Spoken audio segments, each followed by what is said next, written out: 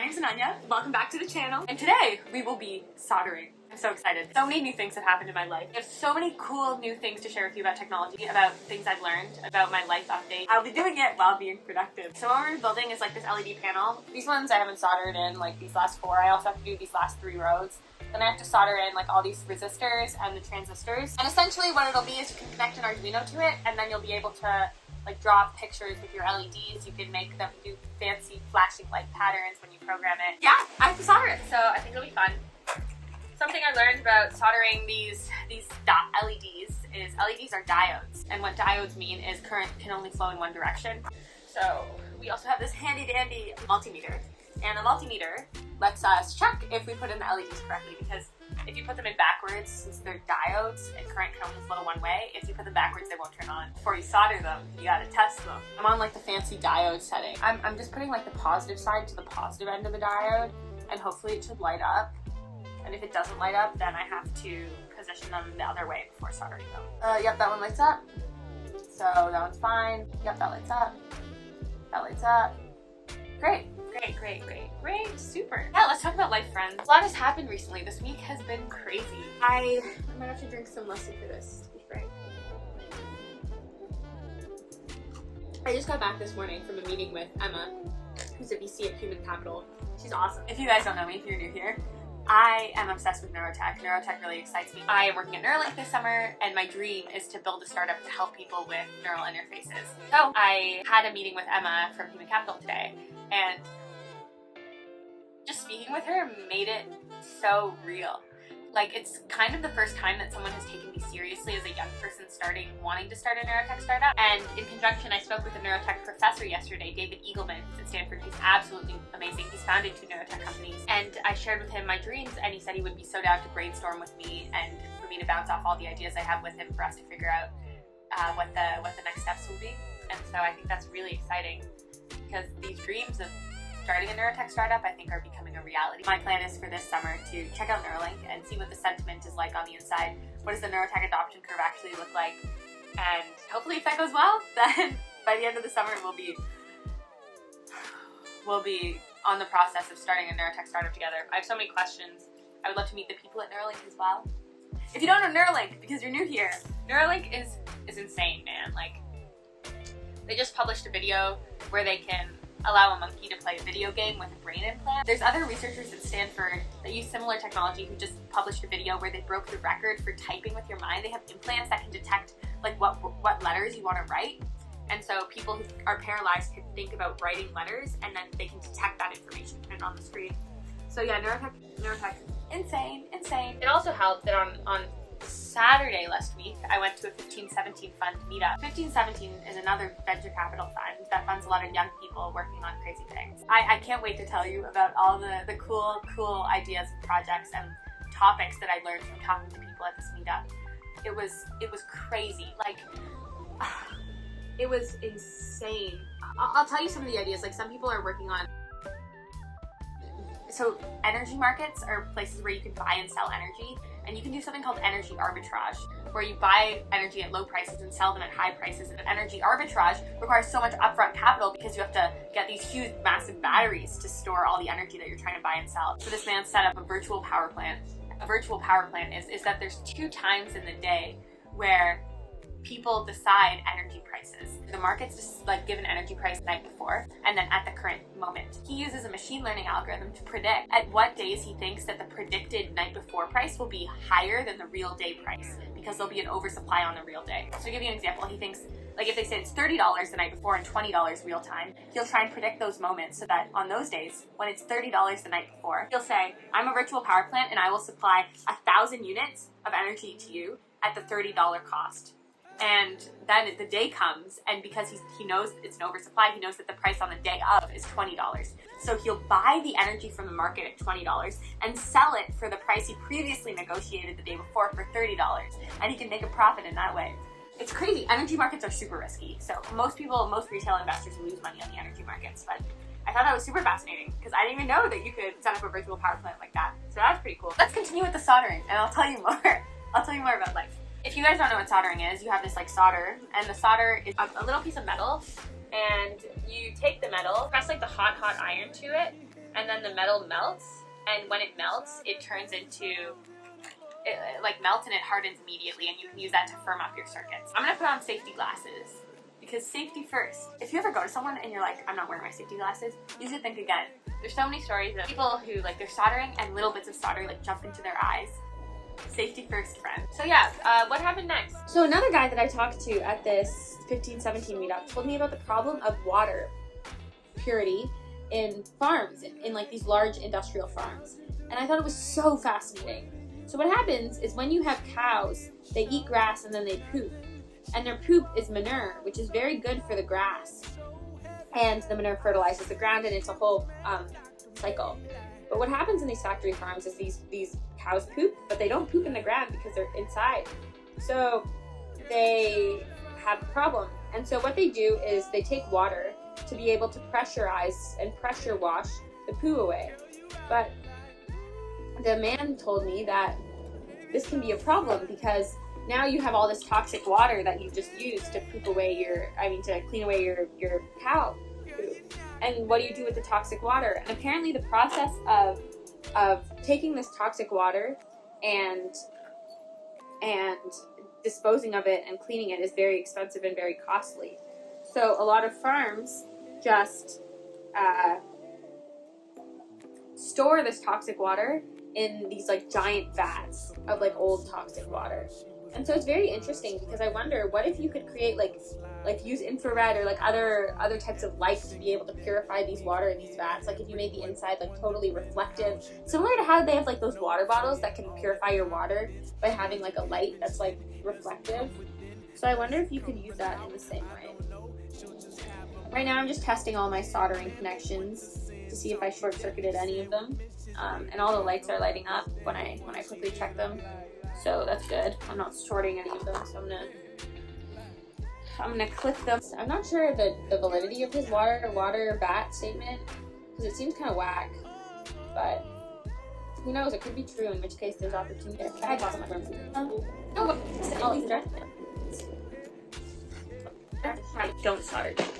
I like this. Can you read my palms? Can you tell me what my future holds? Am I gonna live long? Live long. So yeah, what was up next? Soldering. Oh, and now we're in a location where I can stretch my legs rather than being crisscross. You know what? Let's talk about friends. Let's talk about the belt. Do you know what the belt is? No. Me neither. I'm kidding. I know what it is. Just want to tell you about it. Essentially, the belt is the sensory perceptions that humans or any animal can feel. So to give you an example, a dog can smell a cat coming from like 100 meters away. But if humans, we had to smell a cat coming from 100 meters away, we'd be like, we can't smell that. Because it's not within our sensory perception range. Like those senses do not exist to us as humans. Some bats can detect, or like some platypuses can detect certain types of waves. Some animals can read different parts of the electromagnetic spectrum, like infrared light. But we cannot. And so we have different senses that we can perceive. And so what does that mean? Well, a question becomes, what if we could expand the senses that us as humans can understand? And I was speaking to David Eagleman, who's this amazing professor, and David Eagleman was telling me about how his work is to how his work allows people to experience what it could be like to have more senses. And the way they do it is they have this like vibrating wristband. So like on people's wrists, they would have like a wristband. And the wristband is connected to an infrared sensor, for example. This was one of the experiments he did. And so what that meant is he could walk around, and whenever there was infrared around him, he would feel his wrist vibrate. And it gave him crazy superpowers. So one time he was walking in the middle of the night, and he was he was like walking, and all of a sudden his infrared wristband starts vibrating. And he's like, that's so curious. Why is my infrared wristband vibrating? And he realized by following like where the vibrations were stronger and walking in that direction, that it led him to an infrared camera, like a night vision camera. So he knew that there was infrared light hitting him, there was a night vision camera watching him by his infrared wrist sensor. And eventually it becomes not like a wrist as a signal, but it just becomes so ingrained in your nervous system that you feel like the wrist vibration is a sense. And he was talking about how he went to the library and he could feel which books had been last taken out and which books had been last touched because of the heat signatures. He could feel in a parking lot which cars had just parked and which cars had been there for a long time by their heat signatures. He could feel, like in a library, which chairs had last been sat in just by their heat signatures. And so it's very curious because it allows the brain to process information and inputs into the brain in a totally different way. Because before we would totally rely on direct interfacing with the brain, but our brain is so good at adapting that if we correlate something like infrared with a wrist sensor, when you get a wrist vibration, you don't think, oh, hey, that's a wrist vibration. You'll begin to think, oh, there's stronger infrared light signals in this vicinity. And so that process of leveraging how the brain can learn and using it to create new senses, I think is really empowering and inspiring. Okay, I finished another row of LEDs. I'm gonna test it with my multimeter to make sure they're correct before snipping off the end. Okay, nice. All the LEDs are successful. I can begin the snipping process. I wonder in the future if you could have any infrared range or like any electromagnetic spectrum range and programming it into being detected by your body via wrist vibrations or any other input. Which part of the spectrum would you like to have? Would you like to have infrared? Maybe you would like to have some UV detection. Maybe you would like to have some microwave detection. I don't know. But more recently, I think what's been so cool to me is just the concept of light and spectroscopy and optics. Like there are so many unique things that optics and spectroscopy and light and electromagnetic waves and all these concepts that we can't even see nor hear can influence our lives. Like, okay, I finished one more row of LEDs. Are you proud? Oh. You know what I was listening to today? I was listening to a podcast, the A16Z podcast. And in this podcast, they talk about how for the first time, they have a somewhat successful vaccine for malaria. And malaria is insane. It kills something like 400,000 people every year.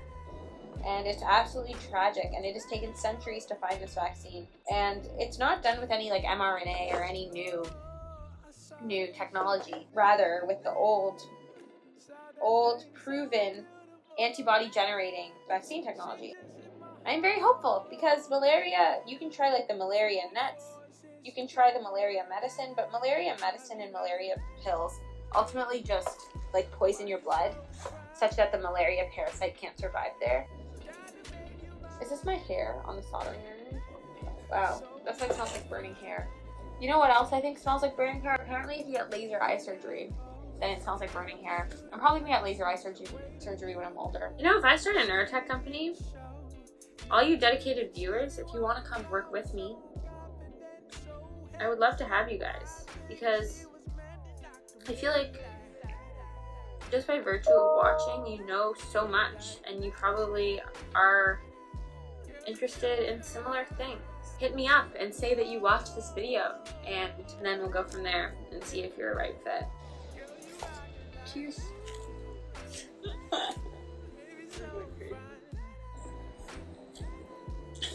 Did you ever do the thing when you were little where you would like, and then you breathe in and then it would stick to your face, and then sometimes people would be so panicked that it was like sticking to their face, like their cup. So then they would like breathe in more and they'd be like, oh, and then it would just get more and more stuck to their face. But the trick is to just breathe out and then it becomes unstuck. Good refreshment break, 10 out of 10. Okay, I finished this row of soldering LEDs. I'm just gonna test them. Nice, all of them successfully made it. Hey guys, I'm realizing now I didn't film an outro for this, but here is a video of us using the completed LED array. Hello. So we've made a a face detection algorithm. So the first part is I'm going to take a picture of myself, and we're going to find out if the computer can detect that it's actually me, or if the computer does not think it's me and someone else instead. So we're going to run our script over here. Let me clear my console so it looks more beautiful. Python 3 face detect.py.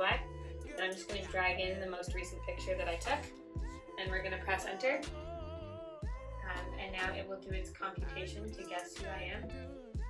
And as you can see, it prints an A to the console. And we have an A on our Arduino thing. And now, if Will decides to take a picture of himself, then we'll see what you can see that it knows that it's, okay, I'll film this one. So now, wait, let's press camera. Excellent, excellent. Do you want to hold the camera while I put you in the algorithm? Okay, so we're going to do the same thing. Python 3 face detect.py. We're going to drag Will's face in here. And now we're going to see what happens. And as you can see, it detects that it's Will. How exciting. And it makes a W on the LED display. The end.